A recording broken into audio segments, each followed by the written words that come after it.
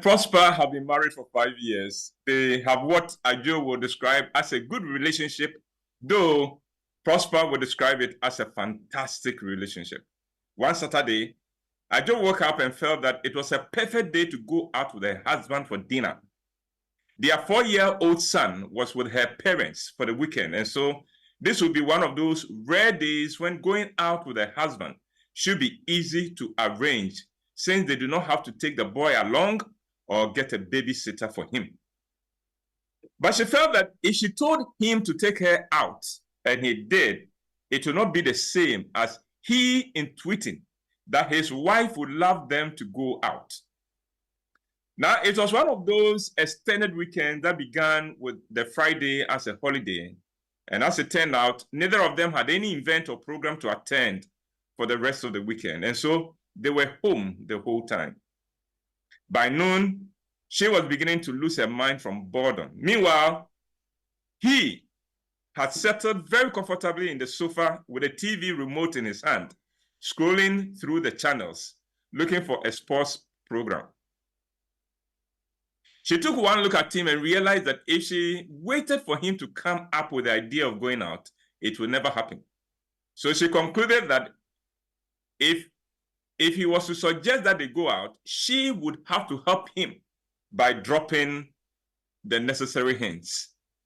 So she went to sit by him on the sofa and put her head on his shoulder. Then she said as softly as she could, "Pros, my darling, when was the last time you took me out on a date?" Prosper said, "I don't remember." I just said, "It's been a year, a whole year now, you know." Prosper said, "Really?" I just said, "Yes, really. You see, it has been a very long time." Prosper does not answer. I just says, "Are you not going to say anything?" Prosper said, "I agree that it has been a long time." I just says, "So what are you going to do about it?" Prosper says, "Nothing. What do you expect me to do about it?" Under normal circumstances, that kind of answer would have had Ajo up in arms. What does he mean by what do you expect me to do about it? As for men. But Ajo really wanted to go out, and she knew that if she started a fight, Prosper would simply storm out of the house, which is his way of dealing with any situation at home that is unpleasant or uncomfortable for him. And she could not afford that, so she tried a different tack. She said, "Oh, you should see how nicely they have renovated Dragon House, that Chinese restaurant near my office. And you should see the number of people who are in there every evening. Oh, I tell you that some people are really enjoying life. Oh." Prosper said, "Look, the match is about to begin. Can we talk later?" Ajo is pissed. She knows now that Prosper is simply refusing to catch the hint. So she charges, "Later when? You are always saying later. So tell me, later when?" Prosper said with an edge to his voice, "I said later." He adjusted his position on the sofa to have a better view of the screen and to ignore Ajo. That upset Ajo all the more. She snatched the remote from his hand, changed the channel to a station showing one of those South American soap operas. "What are you doing?" Prosper screamed. He picked his t-shirt hanging on the back of the sofa and stormed out of the house. Ajo was devastated. She felt her heart breaking. She started crying. Her weekend completely ruined.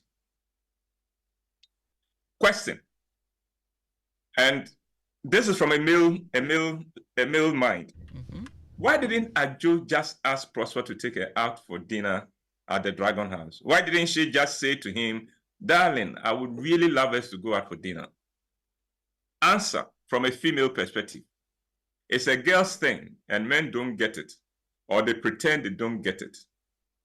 Question, this time from a female mind. Why didn't Prosper catch the hint that his wife was giving him?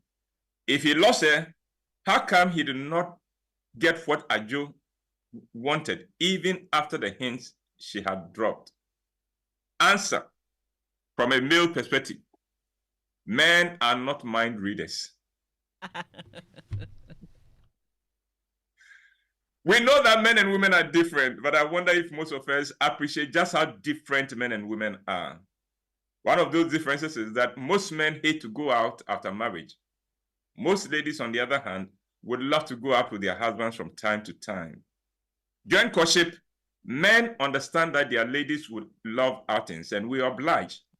After marriage, there seems to be a sense of mission accomplished, and we revert to default settings or to factory settings.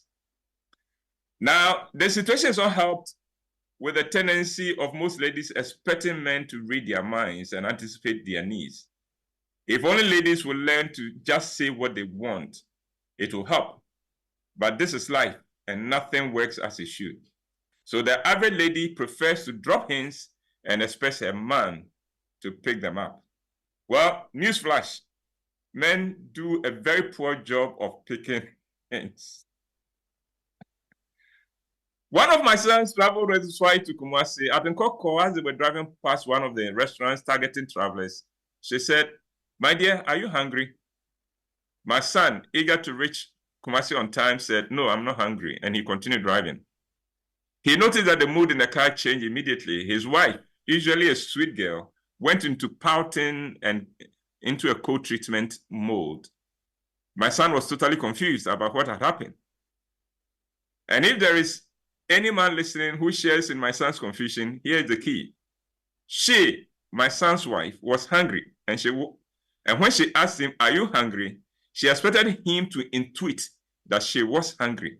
At the very least, she expected him to return the compliment and ask her also, "What about you? Are you hungry?" Complicated, gentlemen? Good. Why do you think God said it is not good for man to be alone? Problem solving is good and makes for growth and makes for a better man. Thank God for women.